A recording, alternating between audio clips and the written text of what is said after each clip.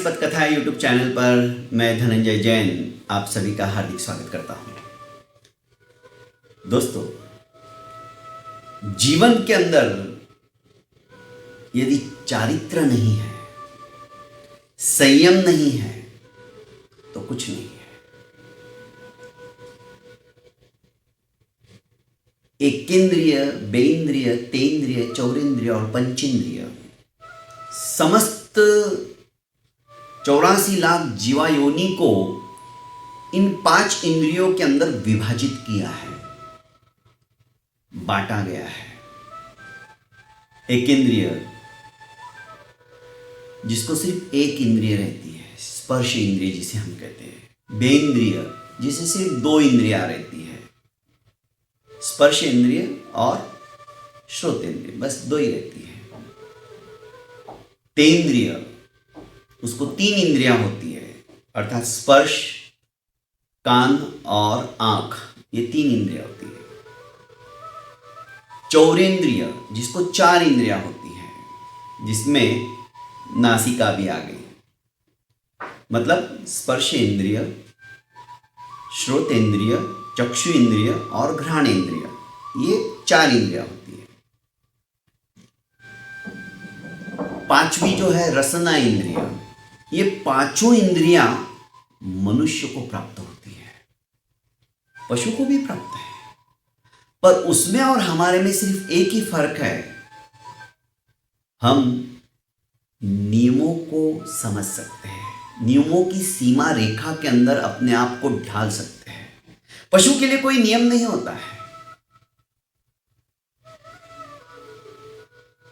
संयम जीवन, अर्थात जीवन के अंदर संयम होना,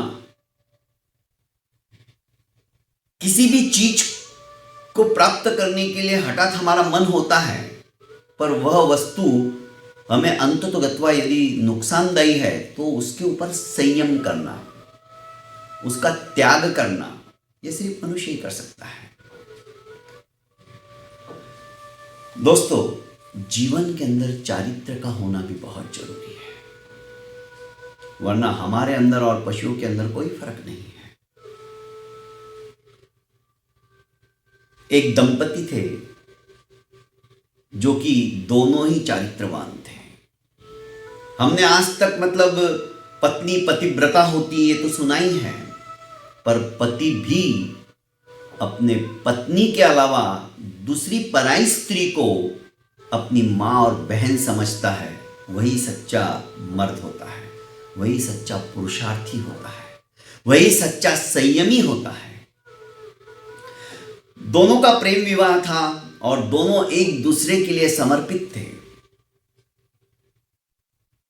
दूसरे पुरुष का और दूसरी स्त्री का कोई भी मन के अंदर विचार तक नहीं लाता था। सौदागर जो था, इसका पति, उसने कहा कि प्रिय, मैं चाहता हूं कि अभी व्यापार विदेशों में भी जाके करूं, दूसरे देशों में भी जाके करूं। बड़ा सौदागर था, हीरे, मानक, मोती, नीलम, हर तरह के उसके पास रत्न थे और उनका वो व्यापार करता था।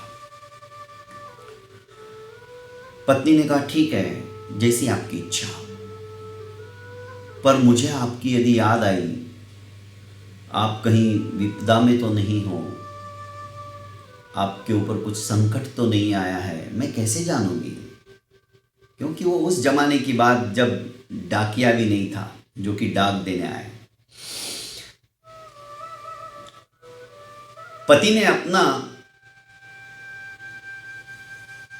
यहां पे लगाया हुआ जो खड्ग था, कटार थी, वो कटार उसे देते हुए कहा कि प्रिय, तुम्हारे पश्चात सबसे ज्यादा मैं इसी से प्यार करता हूं और मैं ये तुम्हें सौंपता हूं। ये कटार की जो चमक है, इसकी जो धार है, वो ऐसी ही हमेशा बनी रहेगी। यदि इसके ऊपर थोड़ा सा भी जंग सा लगने लगे, कालीमा सी आने लगे, तो समझ लेना मैं बीमार हो गया। और यदि यह लाल होने लगे तो समझ लेना मैं मर चुका हूं, मरनासन्न हो चुका हूं। पर प्रिय, मुझे भी तो तुम्हारी याद आएगी ना। तुम कैसी हो, क्या कर रही हो। हर पल हर समय विदेश में जाने के पश्चात मेरी आंखों के सामने तुम्हारी ही छवि रहेगी। उस समय मैं कैसे समझूं, तुम्हारे हालात में कैसे जानूंगा। उसने कहा, हाँ पतिदेव, आप सही कह रहे हो। वो अपने ही भव्य भवन के पीछे एक तालाब छोटा सा बना हुआ था, उस तालाब में जाती है और नील कमल का गुलाब, नील कमल तोड़ के लाती है और कहती है कि प्रियतम, यह गुलाब मैं आपको दे रही हूं, यह नील कमल मैं आपको दे रही हूं। आप जब भी मुझे याद करो, इस गुलाब को निकाल कर देख लेना, यह गुलाब कभी भी मुरझाएगा नहीं, हमेशा ऐसा ही टवटवीत रहेगा। पति ने कहा, बहुत खूब। सौदागर बहुत सारे रत्न माणिक मोती लेकर वहां से प्रस्थान कर देता है। सुदूर यात्रा करने के पश्चात एक बहुत बड़े नगर के अंदर पहुंचता है। वहां के राजा से मुलाकात करता है। राजा को अपने पास के हीरे जवाहरात वो बताता है। राजा बहुत खुश होता है। काफी हीरे जवाहरात उससे खरीदने के पश्चात राजा का ध्यान अचानक उस नील कमल के ऊपर पड़ती है। वो कहता है, अरे सौदागर, एक बात समझ में नहीं आई। कमल तो कीचड़ में रहता है, पर ये बाहर होते हुए भी इतना टवटवित और इतना प्रफुल्लित कैसा दिख रहा है, जैसे कोई मानो आज ही तोड़ के लाए हो, अभी तोड़ के लाए हो। राजा को अथ से इति तक यह सौदागर अपनी बात बता देता है। राजा को बड़ा आश्चर्य होता है, क्या नील कमल इस तरह से भी टवटवित हो सकता है, रह सकता है? जरूर इसकी जो पत्नी है सचमुच में इस कमल की तरह ही प्रफुल्लित रहने वाली और अत्यंत रूपवान होनी चाहिए। उसका चरित्र भी बहुत अच्छा होना चाहिए।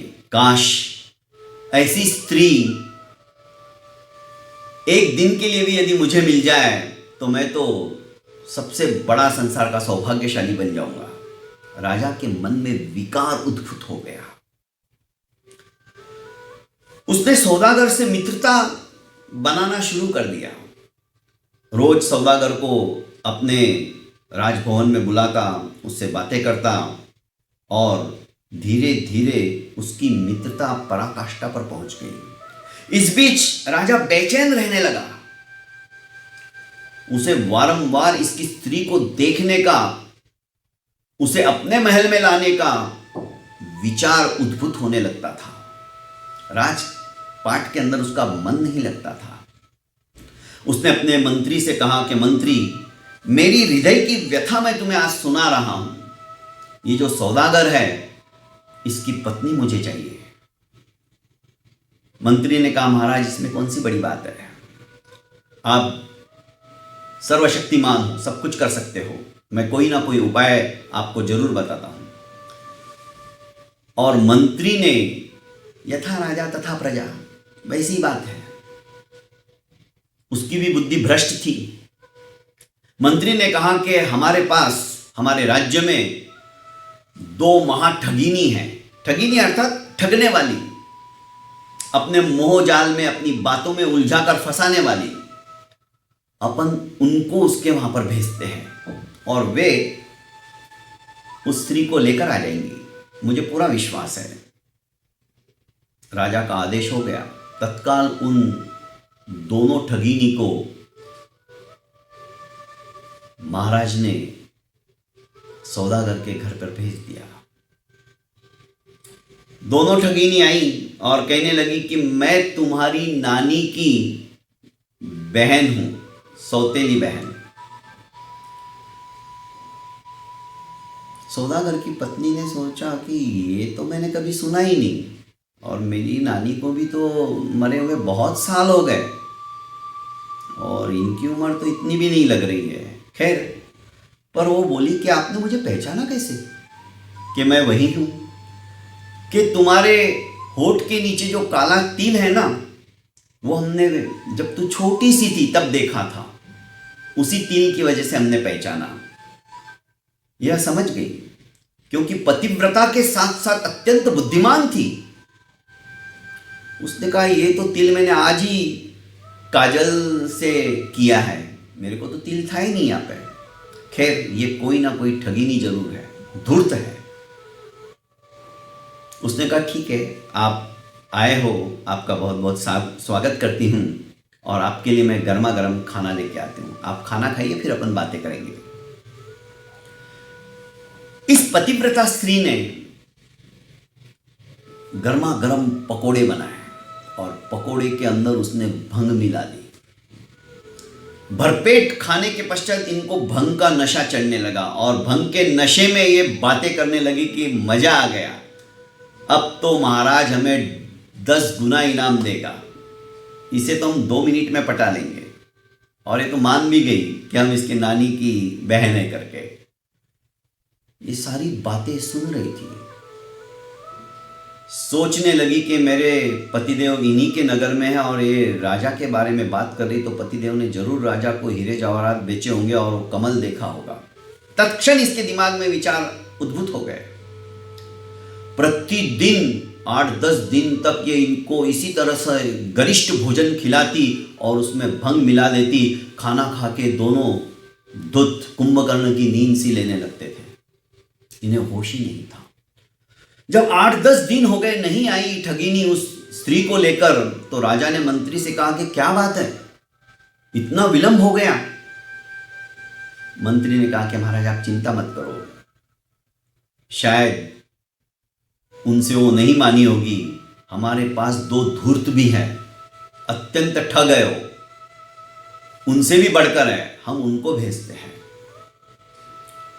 2 ठग आए, उन्होंने भी अपनी चिकनी चुपड़ी बातों से इस महिला को अपनी तरफ अभिभूत किया और कहा कि हम उसी नगर से आए जहां पर तुम्हारे पतिदेव है और हम राजा के ही सेवक हैं, पर तुम्हारे पतिदेव की अत्यंत व्याधिग्रस्त होने के कारण से तबीयत खराब है, तो हम तुम्हें लेने आए हैं। उस महिला ने उन्हें भी इसी तरह से भंग मिलाकर खाना खिलाया और तत्काल संदूक में जो कटार पति ने दी थी, वो कटार देखने को भागती है और देखती है तो कटार तो वैसी ही चमचमा रही थी। वो समझ गई इन ठगों को भी राजा ने ही भेजा है। उन्हें भी उसी तरह से 8-10 दिन तक खिलाती रही और सुलाती रही, होश ही नहीं था उनको। आखिर राजा और मंत्री दोनों सोचने लगे ऐसे कैसे संभव है, चारों गए तो वापस आए ही नहीं। आखिर राजा ने कहा कि एक काम करते हैं, हम दोनों चलते हैं। और राजा और मंत्री सेठ के नगर में आ गए। सेठानी ने दरवाजा खोलकर स्वागत किया, जो कि इसकी पत्नी थी सौदागर की, और कहा कि आप कहाँ से आए हो, क्या हम इस तरह से आए हैं और चाहते हैं कि आपके भी हालचाल पूछ ले, क्योंकि आपके जो पतिदेव है वो हमारे राज्य में ही बहुत बड़े व्यापारी बन चुके हैं और रहते हैं। आप कौन हो ये समझ गई, ये तो राजा और मंत्री है। उसने कहा मैं मालकिन की दासी हूँ, हम 3 बहनें हैं, हम उन्हीं की सेवा करते हैं। अरे वाह, क्या बात है, आप आइए, पहले आप भोजन कर लीजिए और उसके पश्चात हम वार्तालाप करेंगे। खाना परोसते परोसते जैसे ही रोटी गर्मा गर्म बनती, तब तक ये तुरंत अपना वेश बदल लेती और सुंदर सुंदर वेश परिधान करके ये परोसने आती थी। 3 बार ये परोसने आई और तीनों बार इसका वेश अलग था। मंत्री और राजा देखते ही रह गए। उसने कहा कि आप जो तीनों आ रही हो, आपकी शक्ल एक जैसी है, आप कौन हो? उसने कहा हम तीनों बहनें हैं और तीनों जुड़वा बहनें हैं और हम मालकिन की दासी ही हैं, हम दिखने में एक जैसी ही है। राजा ने कहा वाह, इसकी दासियां भी इतनी सुंदर है तो ये कितनी सुंदर होगी। आखिर उसने चौथी बार जब वो पानी देने को आई तो कहने लगे कि महाराज और मैं इनका मंत्री हूँ, आप महाराज के साथ इनके राजभवन की शोभा बढ़ा सकती हो। क्या आप अपनी मालकिन को इस बात के लिए तैयार कर दोगी? उसने कहा इसमें कौन सी बड़ी बात है, मैं जरूर मालकिन से बोलूंगी। राजा मन ही मन लड्डू फूटने लगे, खुश हो गया। उसने कहा इससे बढ़कर और क्या होगा, मैं तुम्हें मुंह मांगा इनाम दूंगा। उसने कहा ठीक है, मैं उनको तैयार करती हूँ। इस बीच आप एक सुंदर बड़ी सी डोली मंगवाओ यहाँ पर, जिसमें हमारी मालकिन और हम तीनों बहनें आ सके। पर एक शर्त है, यहां से जाने के पश्चात जब तक आपका राजभवन नहीं आता है, राजमहल नहीं आता है, आप डोली में झांक कर नहीं देखोगे। शर्त मंजूर हो गई। डोली लाई गई और डोली के अंदर एक एक करके इस पतिव्रता स्त्री ने, इस सुंदर स्त्री ने कहा कि आप निकलो, मैं भी डोली के साथ बैठते हूँ, सिर्फ आप अभी डोली उठाने वाले का प्रबंध कीजिए ताकि वो आपके राजमहल तक पहुंचा सके।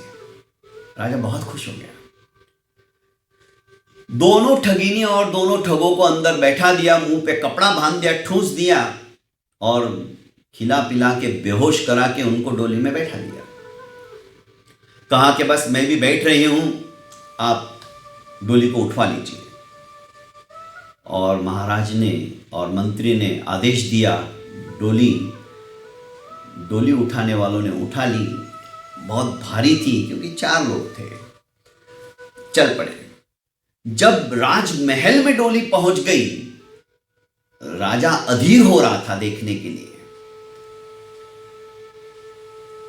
जैसे ही डोली का पर्दा खोला गया तो डोली में वो दोनों ठगिनी और दोनों ठग दिखे। राजा को बड़ा गुस्सा आया, पर कर भी क्या सकता था। राजा सोचने लगा अब मैं क्या करूं इसका। आखिर मंत्री ने कहा जल्दबाजी में कोई कदम उठाना ठीक नहीं रहेगा, थोड़ा रुको, मुझे सोचने का समय दो। और मंत्री ने एक उपाय राजा को बताया। वो उपाय ऐसा था, उन्होंने कहा कि इस सौदागर को आपका महामंत्री बनाने का प्रस्ताव दीजिए, उसको तनख्वाह भी बहुत मिलेगी, मेरे से भी ऊपर का पद, अर्थात आपके पश्चात वही रहेगा। ये खुश हो जाएगा और इसको स्थायी रूप से यहां पे ही बुला लीजिए। उसकी पत्नी को आना ही पड़ेगा, फिर आगे देखते हैं क्या होता है। राजा को आइडिया अच्छी लगी। उसने सौदागर को बुलाया और कहा कि मैं तुम्हारी मित्रता से तो खुश हुई हूं, पर मैं चाहता हूं कि हमारी मित्रता अब कभी भी नहीं टूटे, ऐसी अक्षुण्ण बनी रहे। इसलिए मेरा एक छोटा सा प्रस्ताव है, आप मानोगे तो मुझे बहुत अच्छा लगेगा। उसने कहा महाराज आदेश दीजिए। उसने कहा कि महामंत्री का पद मैं आपको देना चाहता हूं ताकि आप मेरे सामने ही रहोगे हमेशा के लिए। यह बड़ा खुश हुआ। आपको इस तरह से अभी जगह जगह जाकर हीरे जवाहरात, माणिक मोती, नीलम ये सब बेचने की जरूरत नहीं पड़ेगी, कई गुना संपत्ति आपको मिलेगी। सहर्ष खुश हो गया। आप जाइए और हमेशा के लिए यहाँ स्थायी होने के लिए अपने परिवार के समस्त सदस्यों को लेकर आइए। उसने कहा मेरे परिवार में और कोई नहीं है, हम दोनों पति पत्नी ही हैं, भगवान ने अभी तक हमें संतति नहीं दी। ठीक है, आप अपनी पत्नी को लेके यहाँ आ जाइए, राजभवन के सामने ही आपका भी एक सुंदर भवन बनाया देता हूं, तब तक आप आ जाइए। बड़ा खुश हुआ, अपने शहर पहुंचा, पत्नी से उसने सारी बात बताई। पत्नी समझ गई कि राजा के मन में अभी तक विकार जो है वो समाप्त नहीं हुआ है और इस राजा को तो सबक सिखाना ही होगा। उसने समझाया, पतिदेव मेरा जाना वहां ठीक नहीं। तो उसने कहा, मैं एकाकी वहां क्या करूंगा? जहां पति वहां सती, तुम्हें वहीं आना चाहिए। अब तो मैं स्थायी रूप से वहां रहने वाला हूं। पहले तो सिर्फ व्यापार को गया था। पत्नी मन ही मन समझ तो गई थी, पर अपने पति की जिद के आगे उसे झुकना पड़ा और वो भी अपना समस्त सामान समेटकर पति के साथ बोली। शहर में पहुंचने के पश्चात सुंदर भवन जो कि राजमहल के बिल्कुल सामने ही था, इन्हें दे दिया गया था। ये वहां पर रहने लगे। राजा अब अधीर हो चुका था। उसने कहा, महामंत्री अब नया कोई उपाय सोचो। अभी ये बिल्कुल सामने रहता है, ये जब तक बाहर जाएगा नहीं तो मेरा काम कैसे होगा? मंत्री ने कहा कि महाराज तनिक सोचने को तो समय दीजिए, कुछ अब ऐसा उपाय सोचूंगा जो ये वापस आए ही नहीं। उसने कहा, हाँ ठीक, ऐसा ही करो और ये हमेशा हमेशा के लिए ये स्त्री आपकी बन जाएगी, आपकी रानी बन जाएगी। एक दिन मंत्री ने महाराज के कानों में अस्पष्ट शब्दों में कुछ कहा, उपाय बताया कि ऐसा करो। आदमी कितना अंधा हो जाता है, इसे कामांध कहते हैं। काम के प्रति अंधा होना, अपने कार्य के प्रति नहीं, कामदेव के काम के प्रति अंधा होना। दोस्तों,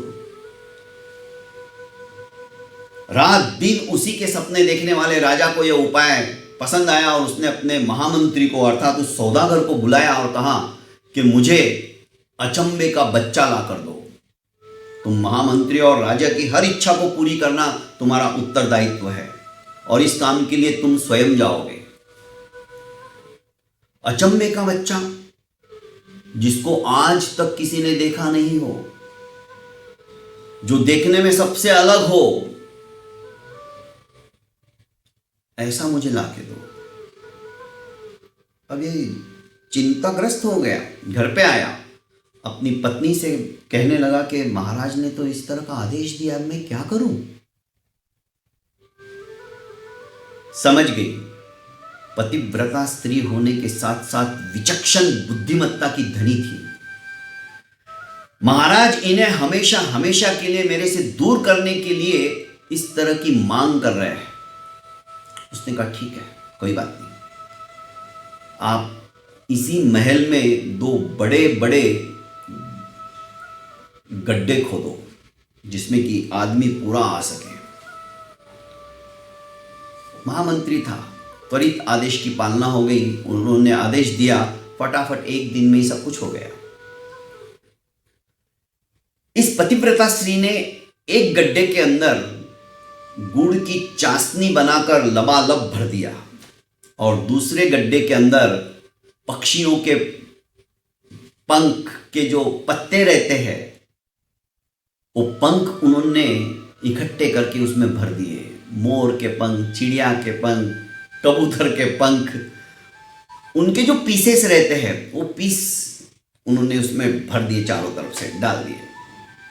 रुई डाल दी, रुई भी पूरी चारों तरफ से उस गड्ढे के अंदर आवेष्टित कर दी।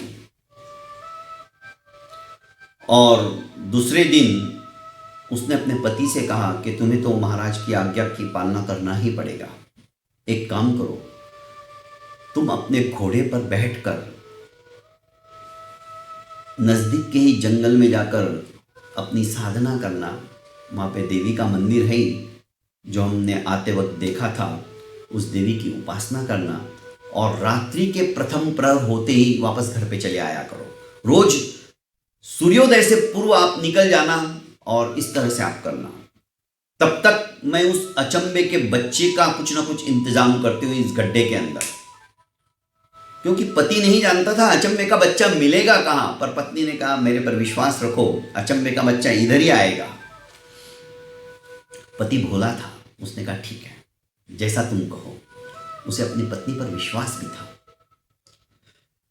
राजा को अपने गुप्तचरों से पता चला कि सौदागर तो अचंबे का बच्चा लेने के लिए विदेश चले गए, रवाना हो गए। राजा के मन में तो लड्डू फूट रहे थे कि बस आज की रात तो मैं उस स्त्री के पास जाके ही रहूंगा, अब देखता हूं। और वैसा ही हुआ। रात को प्रथम प्रहर होने से पूर्व ही राजा अंदर आया। इसने भी उनका स्वागत किया, सत्कार किया, आसन पर आसनस्थ किया और कहा कि आदेश दीजिए, क्या करूं। पानी वगैरह जलपान कराने के पश्चात पूछने लगी। राजा ने सोचा ये तो परम सुंदरी है, पर एक मिनट में मान गई, मेरा तो आदर सत्कार कर रही है। इतने में दरवाजे की खटखट की आवाज आई। इसने भीतर से ही आवाज लगाई, आप कौन हो? इतनी रात को कौन दरवाजा खटखटा रहा है? उसने कहा, प्रिय मैं हूं, मैं वापस आया हूं। क्योंकि इसने बता दिया था आपको क्या बोलना है। पर आप तो गए थे विदेश उस अचंबे को बच्चे के लाने के लिए, फिर वापस कैसे आ गए? अरे प्रिय, मैं अपनी जो तलवार है मैं यहीं भूल गया, उसे ही लेने आया हूं। अच्छा, ठीक है, मैं आती हूं, दरवाजा खोलती हूं। राजा घबरा गया। उसने कहा कि मुझे कहीं तो भी छुपा दो, यदि महामंत्री ने मुझे देख लिया तो मेरी नगर में बदनामी हो जाएगी और मैं बदनामी नहीं चाहता हूं।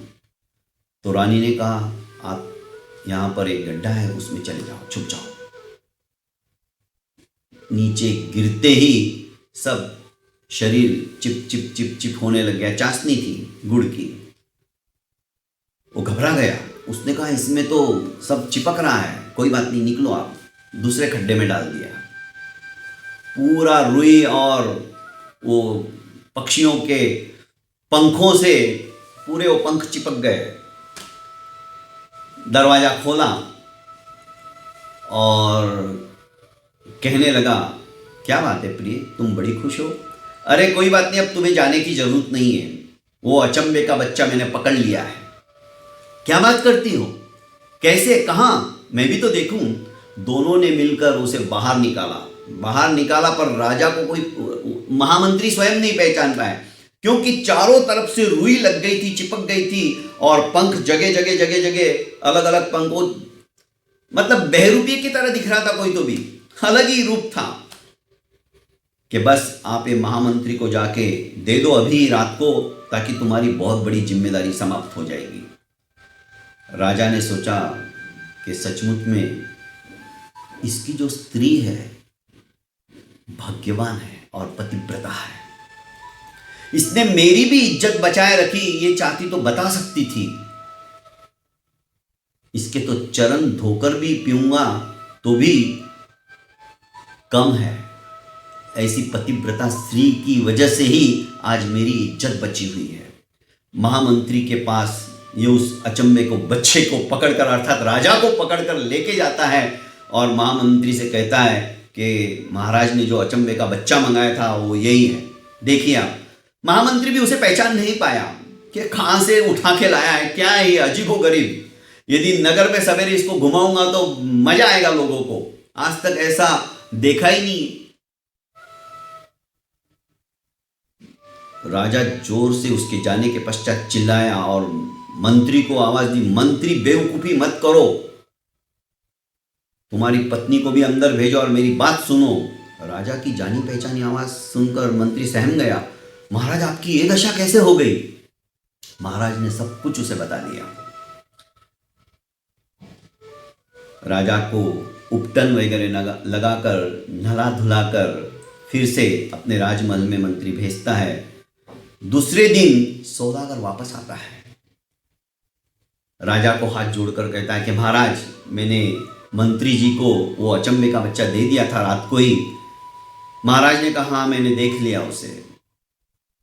मंत्री भी देखता रह गया, क्योंकि अभी तक इसे कुछ पता ही नहीं था जो कुछ हुआ था। सौदागर इस बात से अनभिज्ञ था। महाराज को हाथ जोड़कर महामंत्री अर्थात सौदागर कहता है कि महाराज, अब तो मैं आपके महल के सामने ही रहने के लिए आ गया हूं, किसी दिन मेरी कुटिया पर भी आप चरण रखिए, मैं धन्य धन्य हो जाऊंगा। मंत्री ने कहा कि नहीं नहीं नहीं नहीं महाराज, कहीं नहीं जाएंगे। महाराज ने किसी के भी घर जाने का नियम ले रखा है। ऐसे डर रहे थे वो कि अब न जाने अब की बार गए तो क्या होगा। दोस्तों, कहानी हंसी मजाक वाली है, छोटी सी, पर बहुत बड़ी नसीहत देती है। नीलकमल का मुरझाना नहीं, खड्ग जो है, कटार जो है, उसका जंग नहीं लगना, काला कलर नहीं होना, पड़े पड़े खराब नहीं होना, बहुत बड़ी बात का द्योतक है। और ये पतिव्रता स्त्री और पत्नीव्रता पुरुष का ही एक तेज है, उनके मुंह से निकले हुए वाणी का प्रताप है, जो इस तरह से वह नीलकमल कभी भी मुरझाया नहीं। चारित्रवान बनना बहुत बड़ी बात है। मन के अंदर किसी भी पराये पुरुष का या पराई स्त्री का विचार तक नहीं आने देना सबसे बड़ी बात है। यदि आपके जीवन में ये चीज आ गई, समझ लीजिए आप संसार सागर से पार हो जाओगे। ब्रह्मचर्य व्रत, अरे स्वामी विवेकानंद जी को देखिए ना, उन्होंने अपने जीवन के अंदर एक बूंद भी वीर्य की नहीं गिरने दी थी। फलस्वरूप चलती हुई ट्रेन को उन्होंने रोक लिया था। यह ताकत है ब्रह्मचर्य की। पतिव्रत धर्म पालना, पत्नी व्रत धर्म पालना, यह भी ब्रह्मचर्य ही है। दोस्तों, छोटी छोटी ऐसी कहानियां और ब्रह्मचर्य की ही ताकत है कि सामने वाले के मन को भी हम परिवर्तित कर सकते हैं। उसके विकार को भी मदोन्मत्त हाथी की भांति उस स्त्री ने समाप्त कर दिया।